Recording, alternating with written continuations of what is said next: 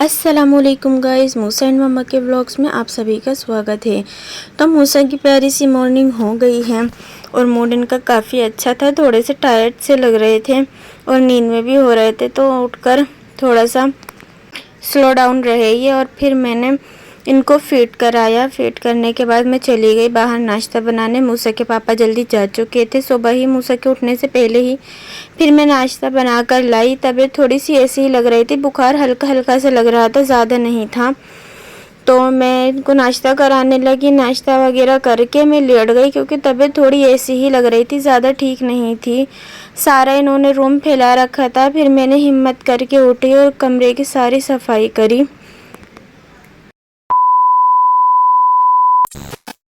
कल रात खाने में कुछ नहीं बनाया था, तो कुछ भी नहीं बचा हुआ था दोपहर में खाने के लिए। तो मुझे याद आया मैगी रखी हुई है, तो मैंने अपने लिए थोड़ी सी मैगी बना ली थी। मूसा भी बहुत शौक से खाते हैं, पर मैंने ज़्यादा नहीं खिलाती, थोड़ी ही खाई इन्होंने।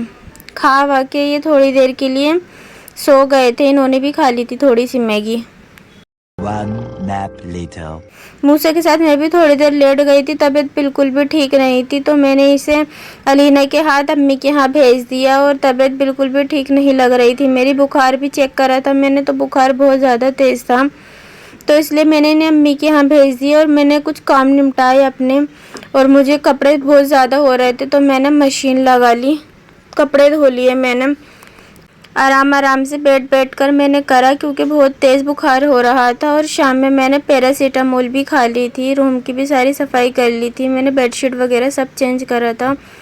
और खाने में मैं सोच रही थी क्या बनाऊं, तो मैंने सोचा कुछ हल्का ही बना लेती हूँ। बस मैंने लाल दाल बना ली थी और सोच रही थी अगर मूसा के पापा कहेंगे तो मैं चावल बना लूँगी, नहीं तो रोटी से ही खा लेंगे दाल। तो मैंने ये दाल चढ़ाने रख दी है। बस दाल में हमें हल्के से स्पाइसेस डालने हैं, मिर्ची, हल्दी, नमक और पिसा हुआ लहसुन। बस ये डालकर आपको कुकर में डाल के सीटी लगा लेनी है। 2000 years later.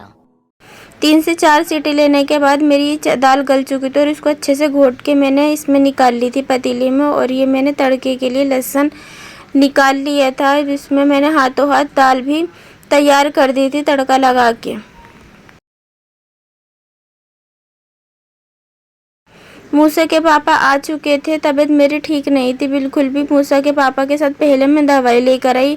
कपड़े मेरे धुल चुके थे। मूसा के पापा के आने के थोड़ी देर पहले ही मैं कपड़े धोकर निपटी थी। और खाना वाना खा के अल्लाह के शुक्र से फिर मैंने मूसा के लिए साबूदाने की खीर बनाई, क्योंकि मैंने भिगो रखा था सुबह से ही साबूदाना, इसलिए बनानी पड़ी।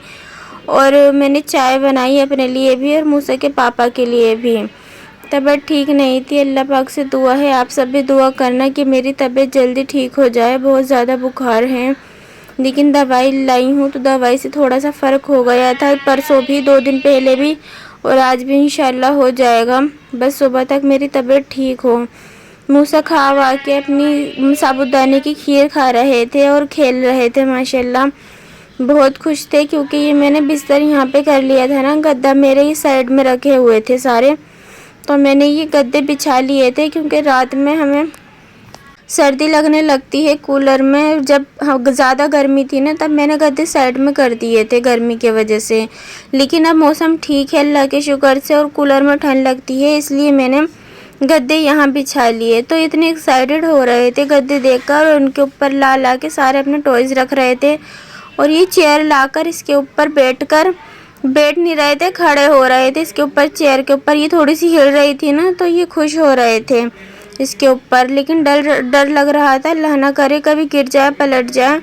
और ये देखो, ये हाथी घोड़ा अपना उठा के यहाँ पे लाने की कोशिश कर रहे थे गद्दे के ऊपर, और खेल में लग गए। मैंने इनको सुलाने की कोशिश करी क्योंकि मैं भी थकान हो रही थी, मुझे बहुत ज़्यादा मशीन लगाई थी और तबीयत भी ठीक नहीं थी। थोड़ी ही देर में अल्लाह के शुक्र से सो गए थे मूसा का, और मेरा दिन आज का अच्छा गुजरा। जुड़े रहिए मूसा एंड मम्मा के व्लॉग्स में। अल्लाह हाफिज़।